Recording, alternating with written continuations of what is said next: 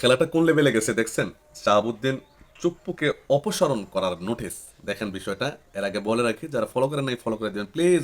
জামাত ইসলামের আমির উনি পোস্ট করেছেন যে শাহাবুদ্দিন চুপ্পু সরাসরি ওনার শপথ ভঙ্গ করেছেন রাষ্ট্রের আভ্যন্তরিক বিষয় পাবলিকলি বলার জন্য। এটা একটা। উনি কালের কণ্ঠকে যে সাক্ষাৎকার দিয়েছেন, এখানে ডক্টর ইউনুস সহ বিভিন্ন উপদেষ্টাদেরকে ভয়ঙ্করভাবে দোষারোপ করেছেন, আর যেটা তিনি করতে পারেন না। অনেকেই মন্তব্য করতেছেন। এনসিপির প্রধান যিনি নাহিদ ইসলাম বলেছেন গতকালকে এই শাহাবুদ্দিন চুপ্পুকে যেন খুবই দ্রুত গ্রেফতার করা হয়। উনি শপথ ভঙ্গ করেছেন এবং উনি ফ্যাসিস্টের শেষ চিহ্ন। এবং বিভিন্ন টকশো টেলিভিশনে কিন্তু শাহাবুদ্দিন চুপ্পুকে খাইয়া দিছে অলরেডি। টকশোতে খাইয়া দিছে শেষ শাহাবুদ্দিনের কাজ। আজকে দেখেন কি হয়েছে। শাহাবুদ্দিনকে অপসারণ করে নতুন রাষ্ট্রপতি নিয়োগের আইনি নোটিশ। রাষ্ট্রপতির সাম্প্রতিক বক্তব্য জুলাই মাসকে অসম্মান করেছে, যা তার সাংবিধানিক দায়িত্ব ও শপথের পরিপন্থী। ফলে তাকে অপসারণ করে সংবিধান অনুযায়ী নতুন রাষ্ট্রপতি নিয়োগ দেওয়ার জন্য আইনি নোটিশ পাঠানো হয়েছে। বৃহস্পতিবার 26 ফেব্রুয়ারি সুপ্রিম কোর্টের আইনজীবী ব্যারিস্টার শাহরিয়ার এ আইনি নোটিশ পাঠান। নোটিশটি সংসদ সচিবালয় ও আইন সচিবের কাছে প্রেরণ করা হয়েছে।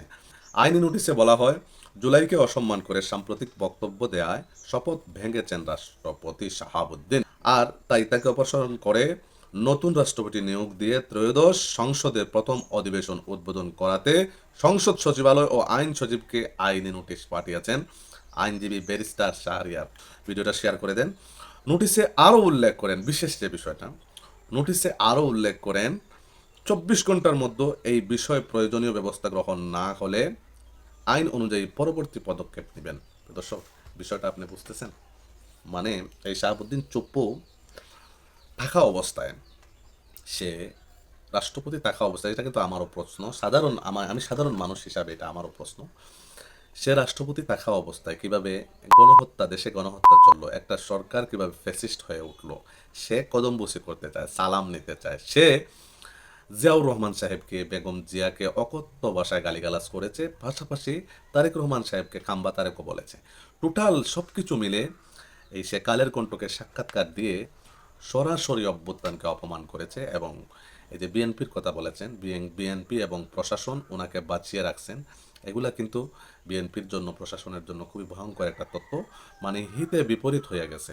এখন এই যে কথাগুলো 24 ঘন্টার ভিতরে যদি ব্যবস্থা না করেন এবং ওনাকে চেঞ্জ করে নতুন রাষ্ট্রপতি দিয়ে আপনি সংসদের প্রথম অধিবেশন করতে হবে, এটা আপনি কিভাবে দেখতেছেন? তার মানে অলরেডি চুপ্পুকে সবাই খাইয়া দিছে।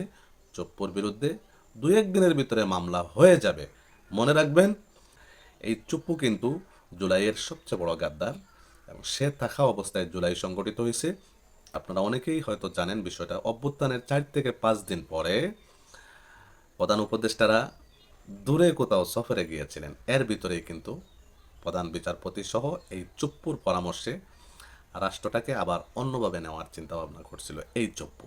সুতরাং দীর্ঘমেয়াদী এই চুপ্পুকে জেলের ভিতরে বন্দি রাখতে হবে। এটা আমাদের দাবি, সাধারণ মানুষের দাবি।